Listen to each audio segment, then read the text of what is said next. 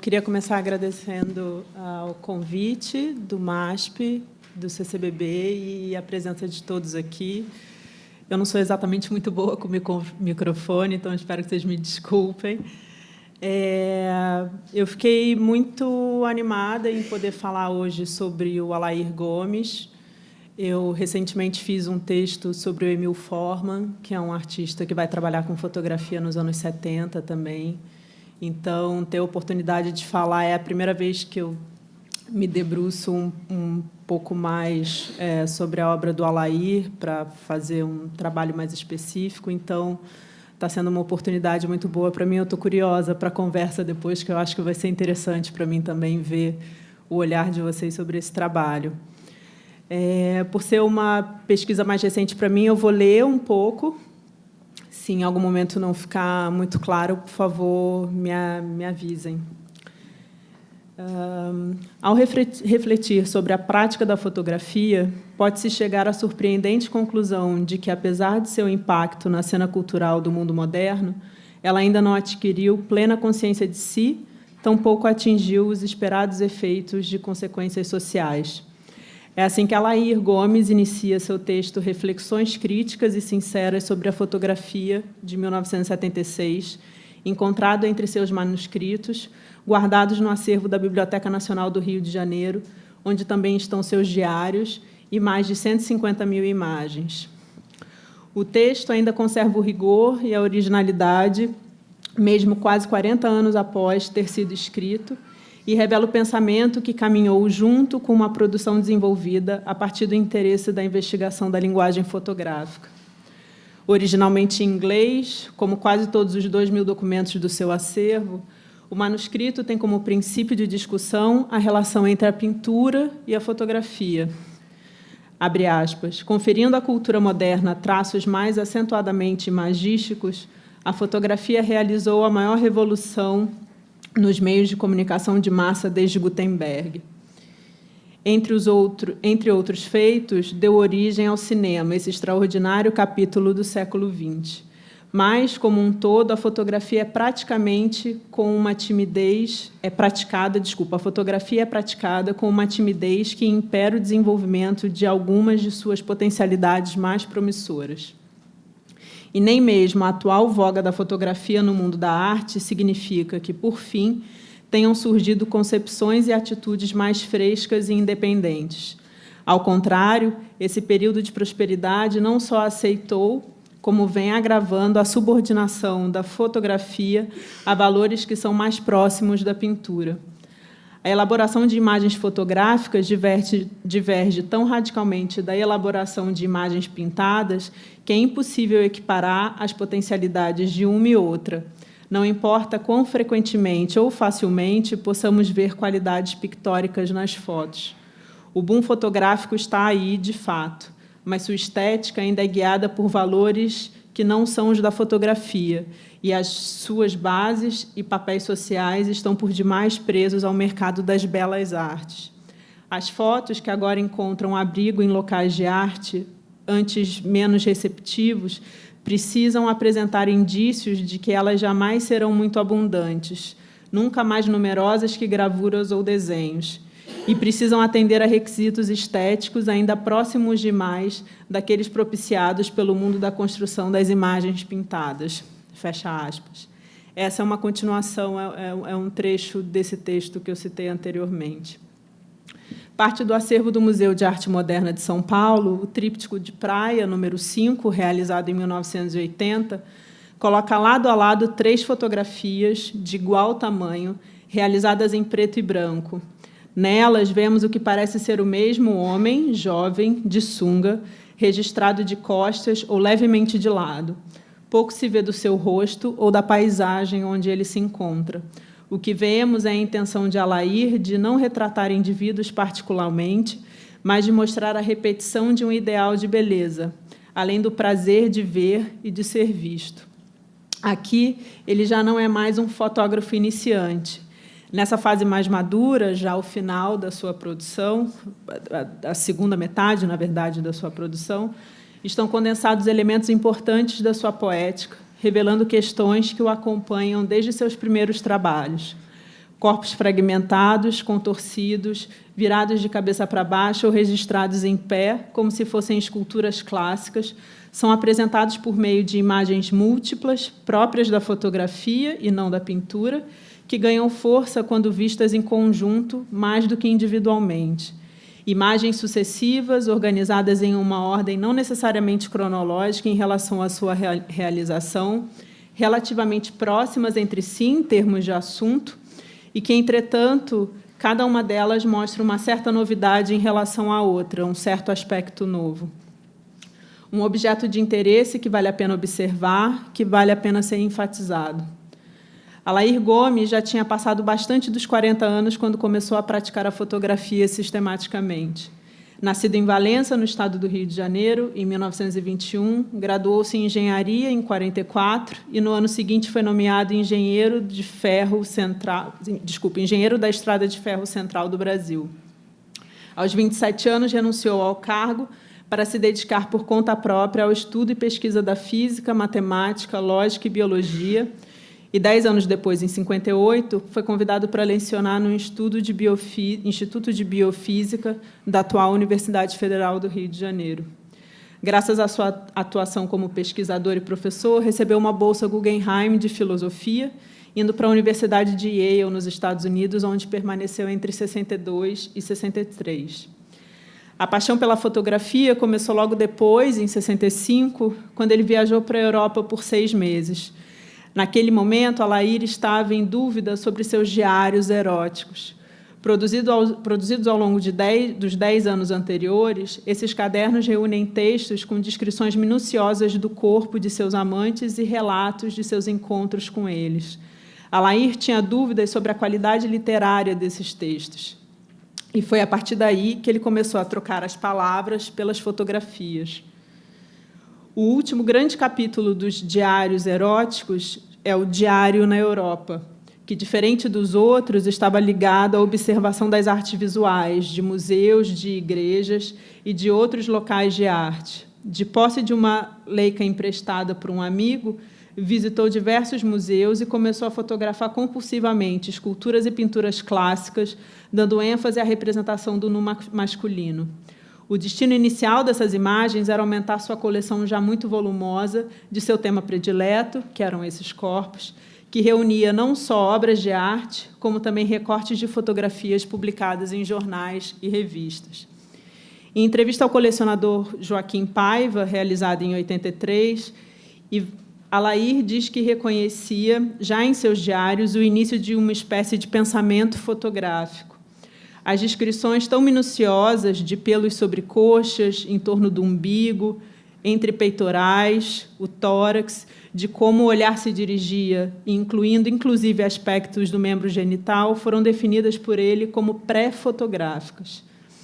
Sua experiência europeia, colocando cara a cara de maneira tão direta pintura, escultura e fotografia, certamente foi um estopim para uma das reflexões que vai acompanhar toda a sua produção, tanto prática quanto teórica, porque ele escrevia bastante, ele tinha, inclusive, uma atuação forte como crítico de arte, considerando especialmente o que as diferenciavam, fotografia e pintura, como meios artísticos individuais e autônomos, conferindo caráter de arte às duas. Abre aspas, a fotografia é um meio que permite a produção de uma enorme quantidade de imagens.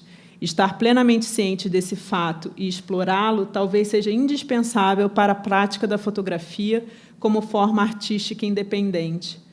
Pode constituir a maneira mais convincente de um fotógrafo provar que está tão envolvido com seus temas, tão devotado a eles, quanto, digamos, um Bonnard ou um Rodin, o pintor Bonnard e o escultor Rodin. Talvez seja apenas com a construção, não de imagens individuais que pretendem funcionar sozinhas, mas de estruturas complexas de múltiplas imagens, que um fotógrafo poderá lidar com concepções amplas, globais. Se ele adquire a capacidade de refinar tais estruturas, também pode adquirir a habilidade de reduzir os princípios da composição pictórica na fotografia. Pode dedicar mais atenção a outros sistemas de relação e obter resultados mais eficientes. Pode desdenhar dos clichês correntes nas fotos que contam toda uma história ou das fotos com impacto. Podem desprender-se de preocupação de apresentar seus temas no isolamento ideal ou no ambiente ideal. Tais objetivos são do pintor, não dele, o fotógrafo, escreveu Alair nesse texto de 76. Depois de sua temporada europeia, ele voltou para o Brasil e começou a fotografar obsessivamente. A primeira construção pretensiosa que fiz, diz ele, foi sinfonia de ícones eróticos, mas tenho consciência de que ela é um elefante branco.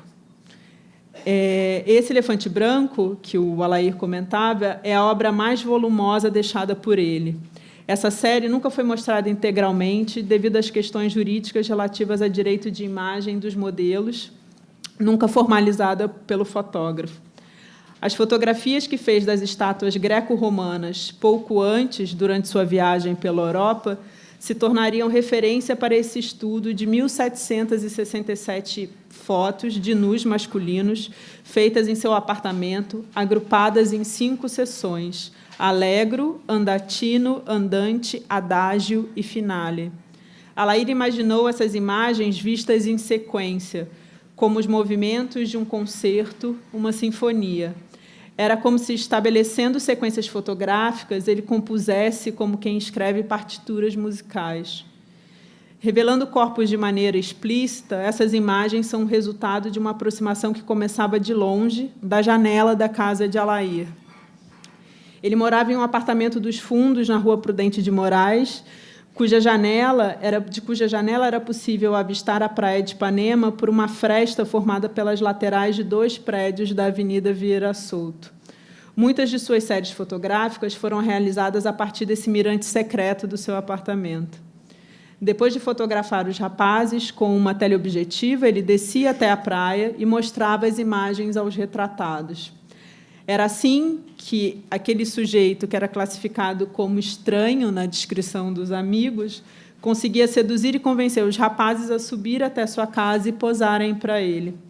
Em seu estúdio improvisado, na sala de visitas do seu apartamento, produziu imagens cada vez mais ousadas, a ponto de retratar genitálias em close e camisinhas usadas. Fotografias que ainda hoje podem causar certo desconforto em alguns, e que ele tinha a precaução de arquivar em caixas separadas, nas quais colocava um aviso bem visível destinado à irmã: Aila, não mexer. A sinfonia, que era essa primeira série, foi seguida por uma outra série de trabalhos menores, intitulada Sonatina a 4 Pés. Nela, vemos rapazes, geralmente 2, na praia de Ipanema, fotografadas da janela de seu apartamento. Na praia lotada, eles estão em momento de lazer, fazendo ginástica ou conversando. Nessas sequências, o fotógrafo não age diretamente sobre o acontecimento, apenas observa de longe e registra. Sua intervenção se dá posteriormente, na montagem, para a apresentação, quando cria narrativas sugerindo jogos eróticos entre esses homens. A sequência de apresentação das imagens joga com a noção de ritmo, trazendo nova referência ao universo musical para sua produção. Dentro de cada sequência, as fotografias são numeradas, e, a partir desses números, Alair estabelece organizações possíveis em diferentes ordens, gerando, assim, diferentes possibilidades de leitura dentro de uma mesma obra. Com o passar do tempo, à medida que foi superando a timidez, Alair começou a retratar homens que se exercitavam nas academias ao ar livre, montadas no calçadão da praia, a partir da calçada, e depois já na própria areia, como aconteceu com a série Tríptico na Praia, da qual a obra do MASP faz parte, que é realizada durante os anos 80, toda essa série. Entre aspas, devo dizer que o tríptico de praia é, de longe, o tipo de composição em sequência mais difícil que já enfrentei até hoje. Tirar as imagens da sinfonia, que eram sempre fotografias posadas, de modelos posando para mim, em princípio, era muitíssimo mais fácil do que tirar imagens que não são posadas, colhidas por mim na praia. Fiquei com o problema de arranjar uma estruturação uma liga plástica visual entre somente 3 imagens. Se vocês lembrarem, a primeira série de trabalhos que ele vai fazer reuniu 1.767 fotografias, e ele agora começa a trabalhar com apenas 3. Pelo fato, ele continua falando, pelo fato delas serem apenas 3 e não 30, a exigência de harmonia entre elas se tornou muito grande. Ou seja, a continuidade plástica e significativa entre uma imagem e outra passou a ser excessivamente forte. Fecha aspas. Até então, produzindo séries extensas, reunindo grande número de fotografias, ele sentiu necessidade de reduzir as sequências a um número relativamente pequeno de cópias, tanto para aumentar a possibilidade de contato com o público, porque seriam mais fáceis de serem exibidas do que um conjunto tão grande, como também aumentar a possibilidade de comercialização dessas fotos. A ideia do tríptico começou a se estruturar quando ele decidiu fazer, dentro de sua própria coleção de imagens reunidas para a sinfonia, base para outra coleção de fragmentos, agora para os trípticos. A nova proposta exigiu que Alair repensasse seu projeto de trabalho, ou, pelo menos, que se readaptasse a ele. Algumas vezes, quando estava fotografando um garoto na praia, até mesmo por sua personalidade mais obsessiva, tirava 10, 20, 30 tomadas diferentes, mas, quando ia usar em um tríptico, muitas vezes podia usar apenas uma dessas imagens. Isso porque, mesmo com alguns trípticos sendo compostos pelo mesmo garoto na mesma situação em 3 momentos diferentes, em geral, a maioria desses trípticos é composto por garotos diferentes, em situações independentes entre si, que ele colocava junto na hora de montar o trabalho. Enquanto cada sonatina, que era o trabalho das duplas de rapazes, é uma única sequência que aconteceu de verdade, mesmo que possa ter sua ordem alterada por essas combinações que ele costumava deixar livre, essas opções de combinações entre as sequências de apresentação de imagem, quase como um retrato de um único evento ocorrido na praia, totalmente composto em torno de um acontecimento que tinha acontecido com aquela sequência, de fato. Nos trípticos, isso raramente acontece. A série de trípticos talvez seja o ponto mais extremo que Alair alcançou em sua poética, construída, sobretudo, no processo de edição e organização de seu material fotográfico. As imagens não são composições autônomas, elas integram sequências montadas com bases em noção de ritmo e relações formais estabelecidas entre as fotos. Nesses trabalhos, há uma maior preocupação em relação à composição e à harmonia entre as fotos, já que a atenção do espectador se detém por mais tempo em cada uma delas. As sombras são mais duras e marcadas, os exercícios destacam os músculos e a sinuosidade do corpo masculino. Ainda sobre esse trabalho, Alair comenta que, entre aspas, ao reunir 3 fotos, fazendo uma espécie de composição de altar, cheguei no que os ingleses chamam de altar piece. Na Renascença italiana, os trípticos de altar eram comuns. O tríptico tinha conotação religiosa. Frequentemente, no tríptico havia uma figura central e 2 figuras laterais, secundárias, formando o todo. Eram 3 imagens diferentes que completavam a composição que, em geral, chamava devoção. E devoção era absolutamente central no meu caso, tanto que resolvi denominar esses fragmentos com o nome latino de Adoremus, cometendo uma espécie de blasfêmia proposital, não no mau sentido, mas simplesmente fazendo uso de um nome tipicamente religioso em uma composição erótica. Fecha aspas. Com uma produção de quase 3 décadas, Alair Gomes se inscreve na história da arte brasileira como uma das mais instigantes e profundas indagações sobre o estatuto e significado da fotografia e do seu papel como fotógrafo. Na época do seu assassinato, em 92, ele tinha 70 anos. O crime foi anunciado por apenas um jornal que noticiou a morte de um engenheiro homossexual, solitário, discreto e de hábitos estranhos. Embora amigos do artista tenham visto o suspeito sair do seu apartamento no dia do crime, possivelmente convidado a entrar para uma sessão de fotos, o caso não foi investigado. tão importante quanto as fotomontagens de Valério Vieira, na passagem do século XIX para o XX, ou a fotografia experimental de Geraldo de Barros, José Oiticica Filho e Atos Bulcão na década de 50, seu trabalho caminhou para uma discussão de fotografia entre fronteiras, pressionando limites, os nossos, os da fotografia e os do sistema de arte, e desafiando rótulos, inclusive o que acabou ficando destinado a ele, o de ser um fotógrafo de temática homoerótica. Obrigada.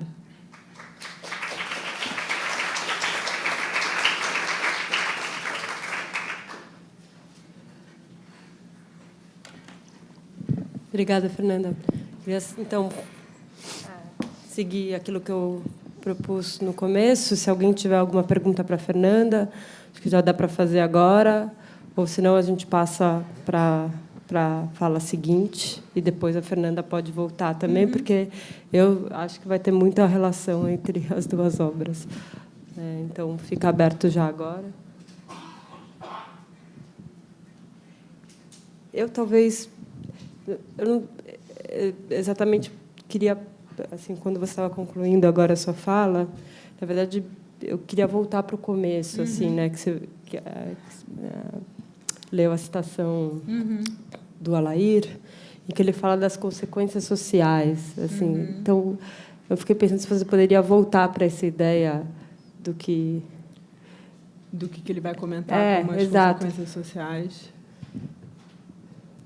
Do que poderiam ser essas consequências dentro do trabalho dele, né? Eu fico pensando exatamente no momento social que ele está vivendo, quer dizer, de maneira mais ampla, pensando no espaço da praia, no espaço público da praia no Rio de Janeiro naquele momento, e na construção dessas academias que vão ser públicas, né, nos calçadões das praias. E acho que a própria questão homossexual, naquele momento, quer dizer, talvez ele esteja entre dois polos importantes desse momento de contracultura, né? Acho que também, quando ele vem a morrer, você já tem a questão da AIDS aparecendo. Acho que é uma obra que vai se instalar entre esses dois polos. Não sei se eu sei exatamente te responder a pergunta, assim, mas, pensando das coisas que eu li, acho que é muito pensar numa circulação social mesmo e numa posição ou numa presença social naquele momento. Não sei se eu te respondi, mas eu assim, acho que mas... Era essa ideia. Não sei se alguém... Não? Então, eu proponho a gente passar para falar da Maria, porque eu acho que a gente pode realmente fazer esse diálogo. Então, Maria, por favor. Boa tarde a todos. Eu gostaria de começar agradecendo enormemente ao convite do professor Luciano Migliaccio e a iniciativa de organização desse seminário, por ocasião dessa exposição, que está realmente muito bonita. Quem não teve a oportunidade de ver ainda, tem o dia de hoje e o dia de amanhã, e está realmente um recorte muito inteligente, espetacular, um presente para nós aqui no Rio. Eu vou falar sobre essa tela, né, São Sebastião, que é uma tela que foi adquirida pelo MASP muito cedo, lá em 1947, né, da história do MASP. Ela havia sido previamente atribuída a Rafael, em cujo ateliê o Perugino passa parte dos seus anos formativos, talvez, mas, quando ela entra para a coleção do MASP, ela já entra com a atribuição ao Pietro Perugino. A atribuição é feita pelo Roberto Long, em uma carta que ele endereça ao Bardi, nesse mesmo ano, e, portanto, desde que essa obra está no MASP, ela sempre foi atribuída ao Perugino. E a datação também, a datação também é do Long, né? Ele situa essa obra na primeira década do século XVI, como vocês podem ver, e foi seguido pelos demais estudiosos que trabalharam com a coleção, entre os quais o próprio Kamezasca, seguem essa datação, consideram que ela é posterior à outra versão né, dessa obra que eu já vou mostrar a vocês, e que é essa, ou seja, essa obra do MASP, ela é uma versão, uma variação de uma outra, né, sobre painel, que se encontra no Museu do Louvre.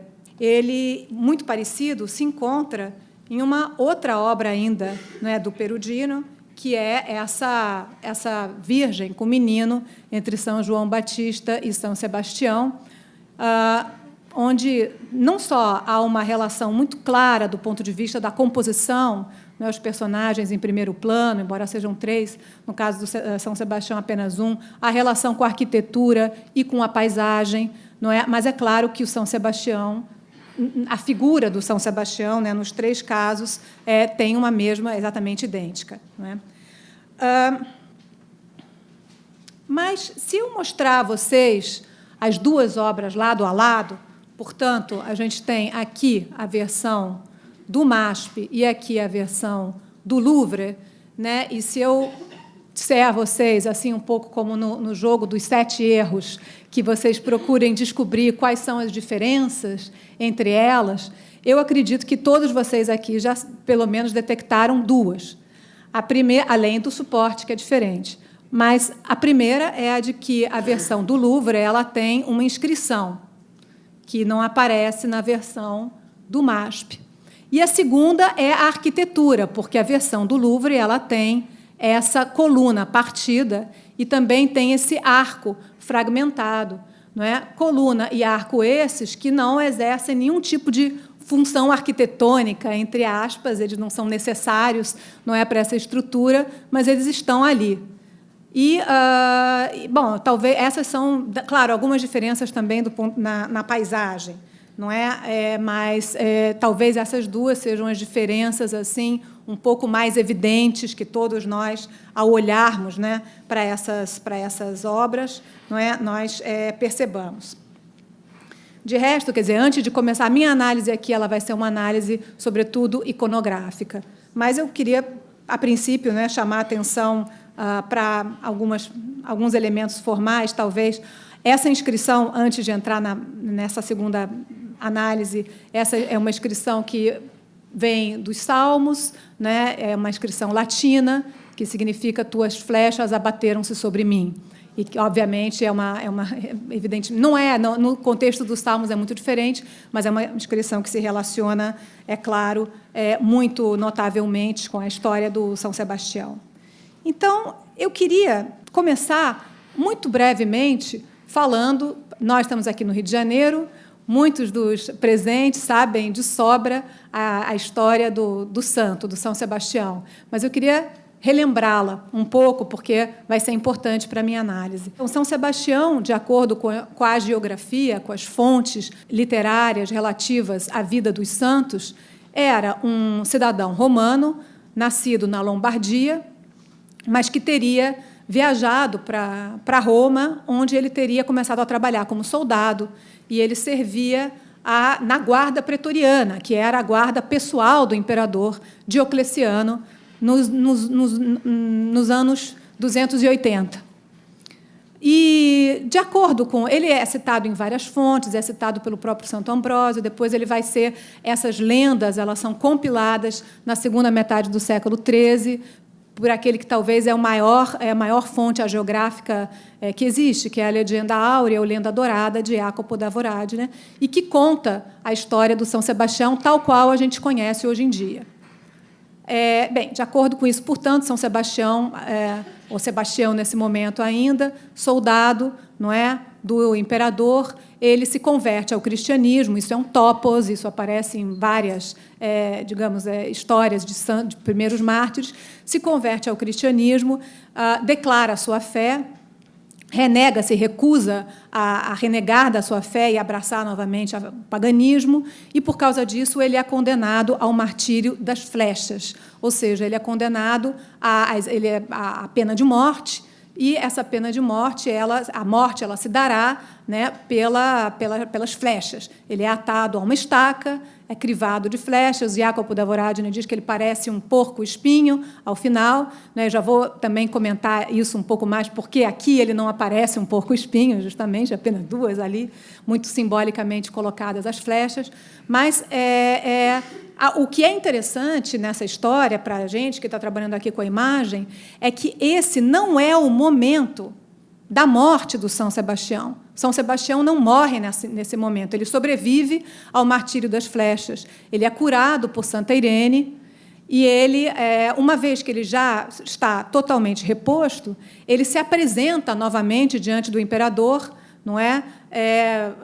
Anuncia a sua fé, admoesta o imperador por perseguir cristãos. E, então, o imperador novamente ordena a sua execução por uma segunda vez, dessa vez por espancamento. Ele é espancado, linchado, vamos por assim dizer, até a morte. O corpo é jogado na cloaca máxima de Roma, ou seja, nos esgotos da cidade, como era praxe também, de maneira a impedir que as relíquias fossem veneradas, não é? Mas ele aparece em uma visão, já morto, ele aparece em uma visão a Santa Luciana.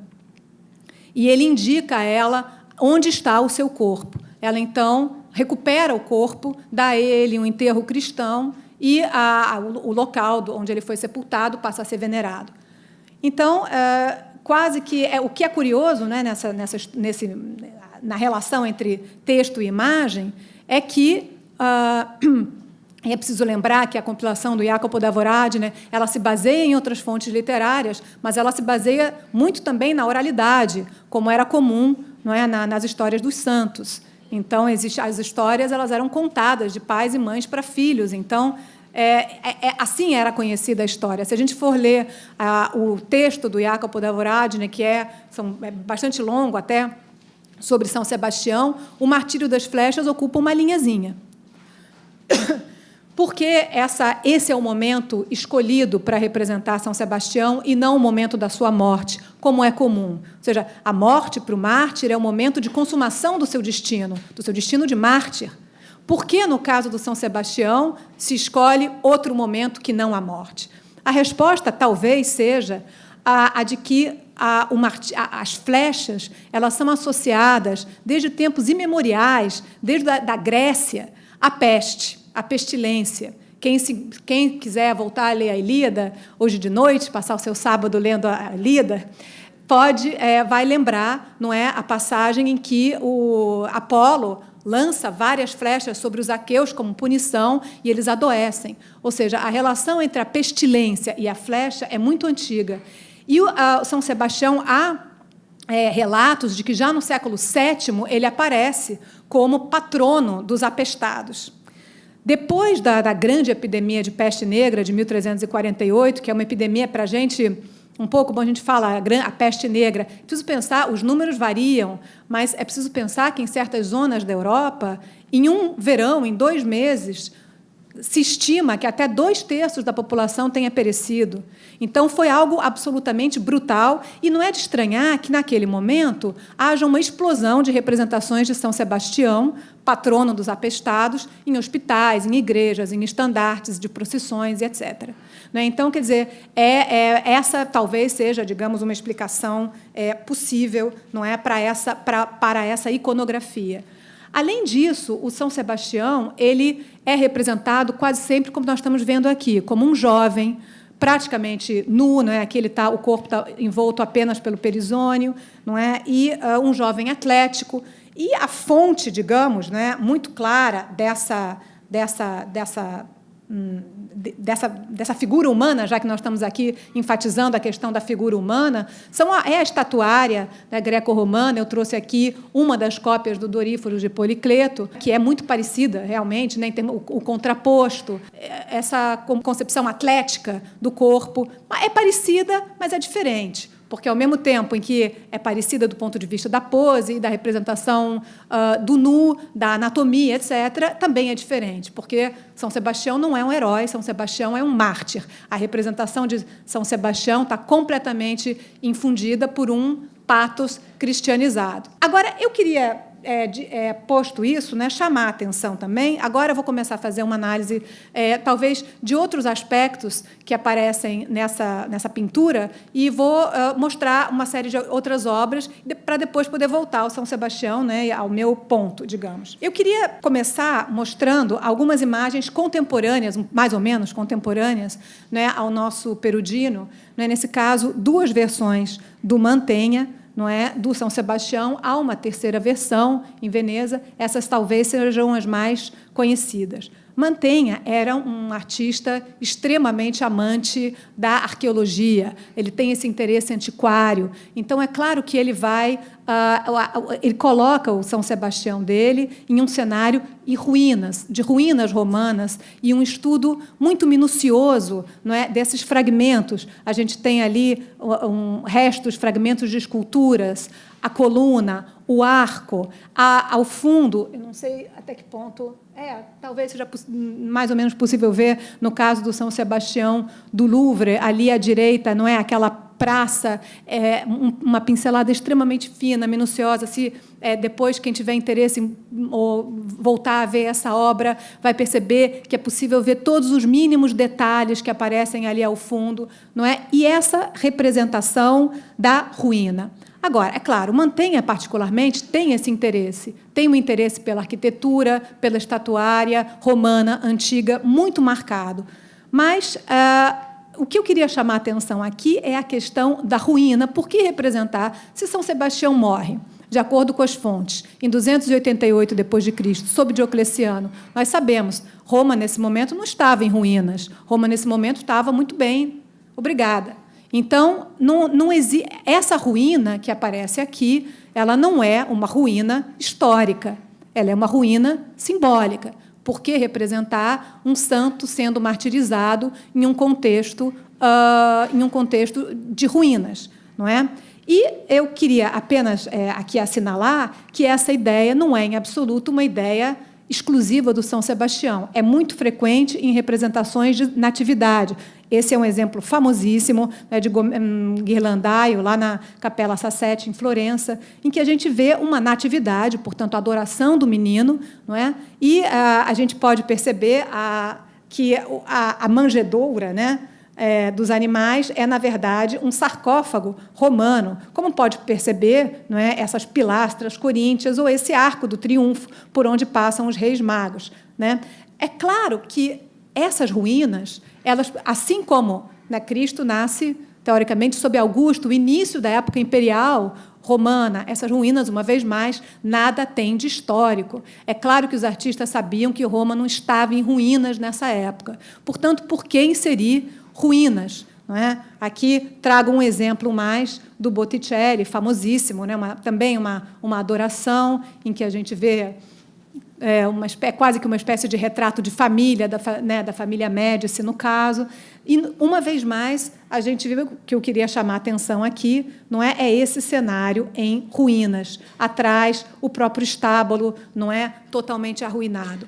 Bom, essas ruínas, elas são, nesse momento do Renascimento, e antes também, e depois também, um mecanismo simbólico que denota a passagem do do paganismo para o cristianismo. Portanto, a vitória do cristianismo sobre o paganismo.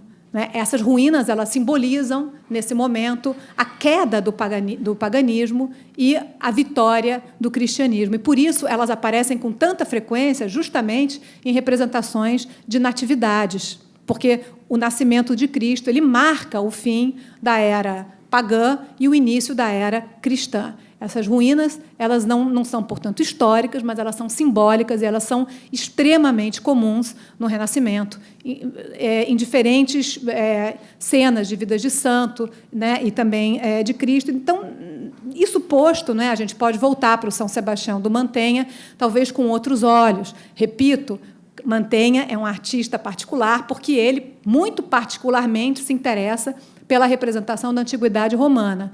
Não obstante, o que ele está representando nessas obras é a ruína. Isso é o que ele quer representar. Ele não está recriando o mundo romano, ele não está reimaginando Roma como poderia ser na época de Diocleciano, coisa que ele poderia fazer. Não, ele está representando a ruína. Portanto, se trata de uma ruína que simboliza algo espiritual, no caso, não é? E aí, agora eu vou passar para outras imagens de São Sebastião. Isso posto, né, colocado isso, queria mostrar a vocês uma obra muito diferente, não é, do Mantegna, por vários motivos, não é, a Antonello da Messina, um artista siciliano, que vai, nesse momento, a Veneza. E essa obra, provavelmente, ela é realizada já durante o seu período veneziano ou pouco depois. Só a título de, digamos assim, curiosidade, essa é a obra anterior ao restauro. Foi feito um restauro nessa obra no início dos anos 2000. Né? Assim é como a obra se vê atualmente, né, restaurada. Então, a gente vê, para quem já viu outras obras do Antonello, sabe que esse é um dos maiores momentos dele, não é? Essa suavidade, o emprego da luz, essa perspectiva que denota muito do seu encontro, da sua influência, né? Da influência do Piero della Francesca. Ao fundo, ele, contrariamente ao Mantegna, que situa o São Sebastião em um cenário de ruínas romanas, não é? O Antonello traz São Sebastião para a Veneza contemporânea a ele, não é? Então, aqui a gente tem quem também está um pouco familiarizado, vai imediatamente reconhecer essas chaminés, são tipicamente de Veneza, não é? A água ao final, a arquitetura contemporânea, 2 soldados conversando, outro soldado caído no chão, um escorço magnífico, não é? Essa mulher com um bebê, essas 2 conversando debruçadas em um tapete, ou seja, você tem uma imagem absolutamente contemporânea, não é? A ele, ao Antonello, e ele coloca ali no meio, não é? O São Sebastião, sendo crivado de flechas. Ele omite o arqueiro, não é, que é algo também interessante. O Mantegna os coloca ali ao lado. Ele não, ele está completamente. E essa obra ela tem também muito em comum com todas as outras, não é? Essa impassibilidade, ou seja, ele está olhando para o céu. O São Sebastião já está num momento de total e absoluta comunhão com o divino. Ele é praticamente alheio, nesse momento, ao sofrimento. Não importa que ele esteja todo flechado, porque ele já está em outro plano. Por isso, ele está completamente imbuído por essa espiritualidade cristã, não é? Mas o que eu queria chamar a atenção justamente nessa obra, não é? Vocês já devem, a maioria, ter percebido porque eu estou mostrando, não é? É por esse detalhe, não é? Aqui, em primeiro plano, de um fragmento de coluna partida. Ou seja, por que inserir, uma vez que ele está trazendo a obra para um cenário contemporâneo a ele, por que trazer um elemento de ruína e por que trazer justamente a coluna?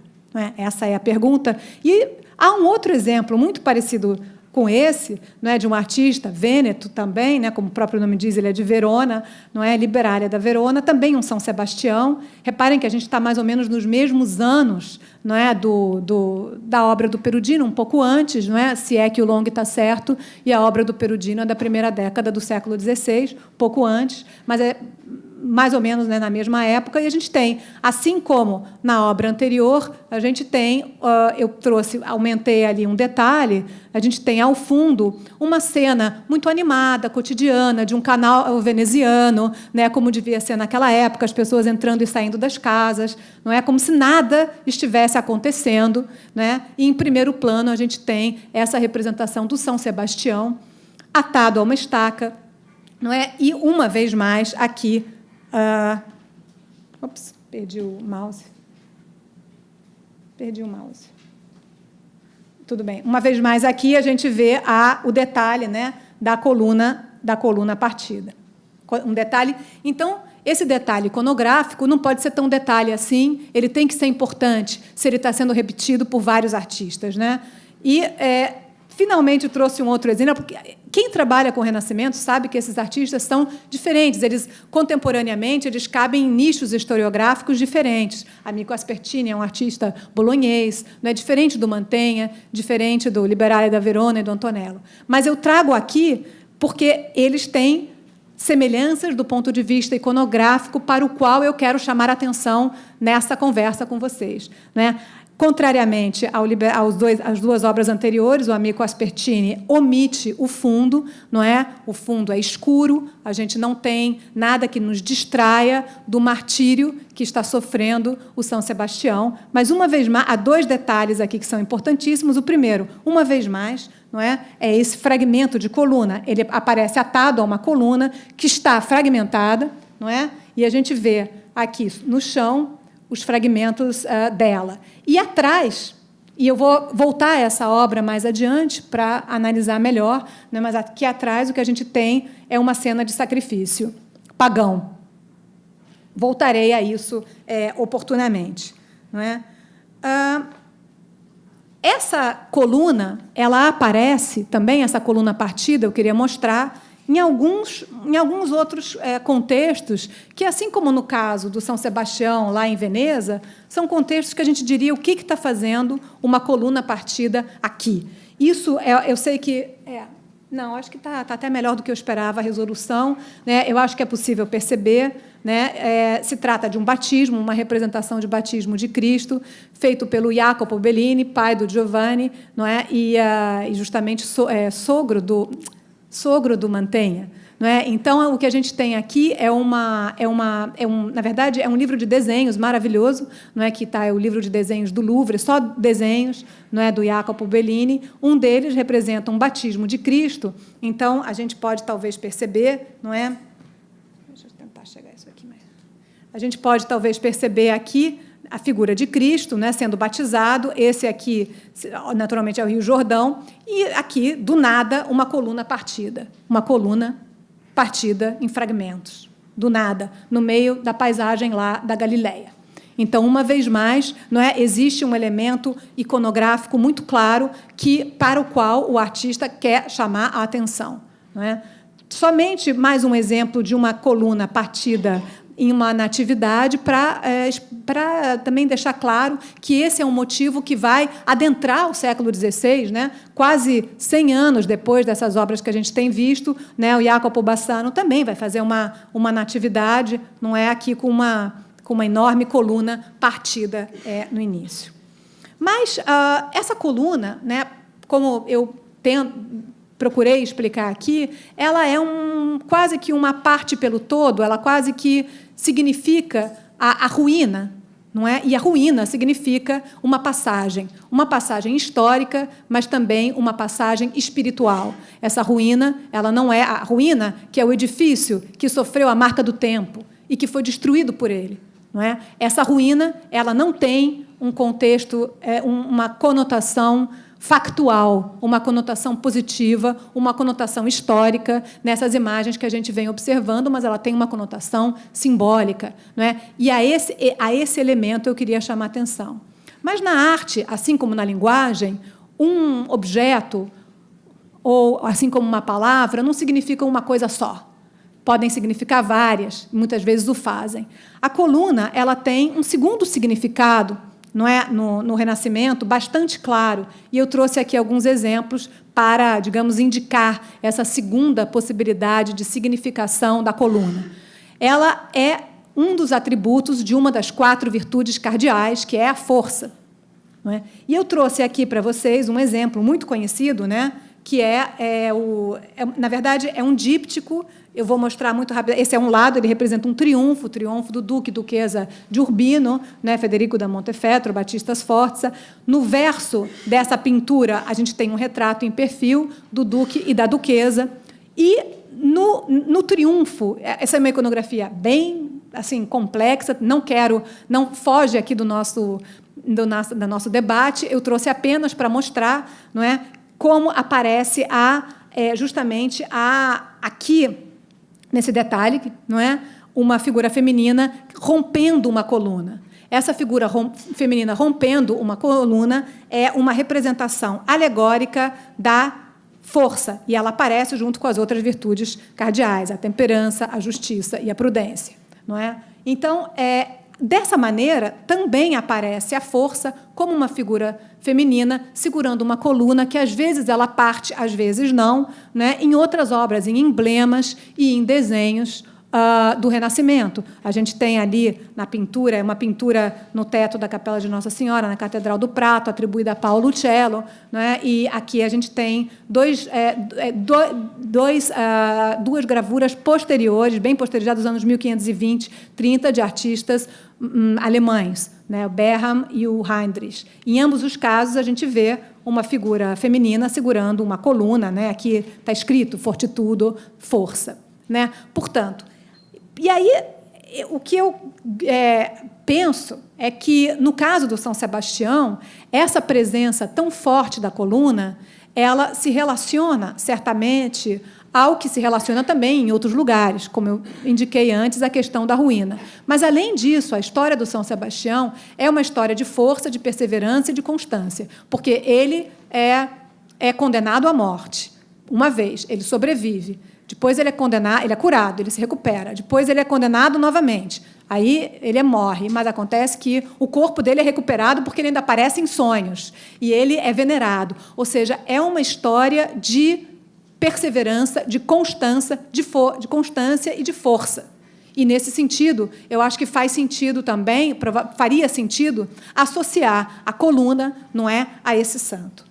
E, do ponto de vista da iconografia, há um último elemento para o qual eu queria chamar a atenção aqui nessa pequena conversa, que é esse, né? Como se diz, uma imagem vale mais do que 1000 palavras. Essas são grotescas, não é? Para não precisar me delongar aqui explicando que são grotescas, que muitos de vocês já sabem, eu trouxe uma espécie de popurrí de grotescas, né? As grotescas são essa arte de pintura decorativa que remonta à antiguidade romana, notadamente a Domus Aurea, não, ao Palácio Dourado do Imperador Nero, e que se tornam muito populares na Itália a partir dos anos 1480, quando justamente esses aposentos, né, do Palácio do Imperador Nero são redescobertos em Roma. E a palavra gruta, né, grotesco, vem de gruta, porque ele ficava ali sob um pouco o Fórum de Trajano, não é? E pareciam cavernas, não é? Esses quartos antigos romanos, onde elas foram descobertas. É uma grande moda, né, de grotescas, justamente a partir dos anos 1480. Eu trouxe aqui um exemplo muito conhecido, já de uma segunda leva, quase, de representação de grotescas, que é a Loggia do cardeal Bibbiena, no Palácio Apostólico Vaticano, né? Feitos essas grotescas a partir de projetos do Rafael, nesse caso, provavelmente sob também uma orientação geral do Giovanni da Udine, né, em que a gente vê um típico exemplo de utilização da grotesca no Renascimento. Grotescas, figuras fantásticas, sereias, máscaras, tudo isso, a grotesca é o território da imaginação também. E por que eu estou falando das grotescas? Talvez alguns tenham atentado às grotescas que aparecem nas pilastras, não é, que ladeiam o São Sebastião, né, que a gente tem ali, são representações.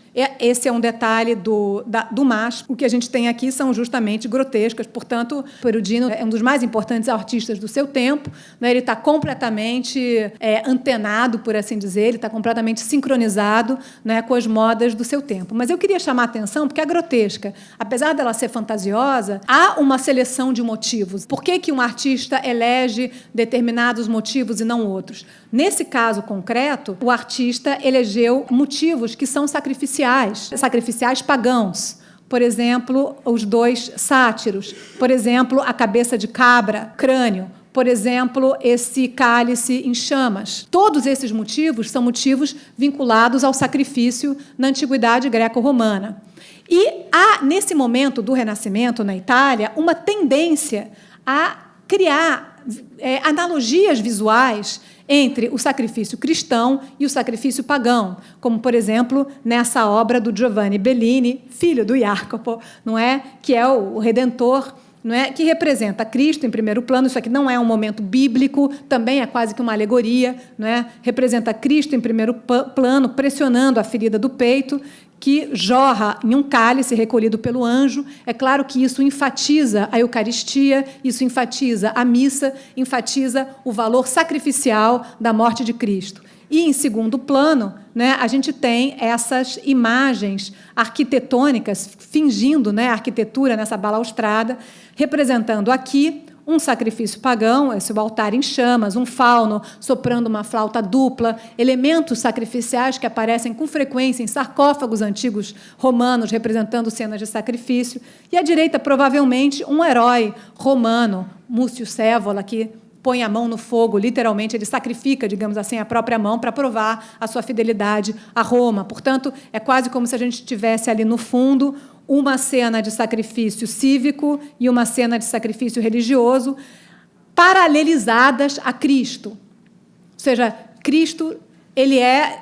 Né, o cristianismo ele funciona analogicamente, né? Ou seja, existe histórias que aconteceram antes, tanto no mundo pagão quanto no mundo hebraico, são histórias que encontram ecos e finalizações, né, na história de Cristo e dos mártires. Então, isso é uma tendência também desse momento, né, a representação de cenas da antiguidade que, de alguma maneira, se relacionem à cena central, e, nesse caso particular, cenas de sacrifício. E aí eu volto, como eu havia dito a vocês, queria voltar, uma vez mais, ao São Sebastião do Amico Aspertini, para mostrar, outra vez, né, que isso também é uma cena sacrificial. Ou seja, é mais um exemplo, né? Warburg fala muito sobre isso. Warburg diz que essa tendência dos artistas do Renascimento a colocar imagens em grisalha, né? Quer dizer, em arquitetura ou escultura fingida, no fundo, é uma maneira de, por um lado, estabelecer uma relação entre os dois mundos, nesse caso, o mundo pagão e o mundo cristão,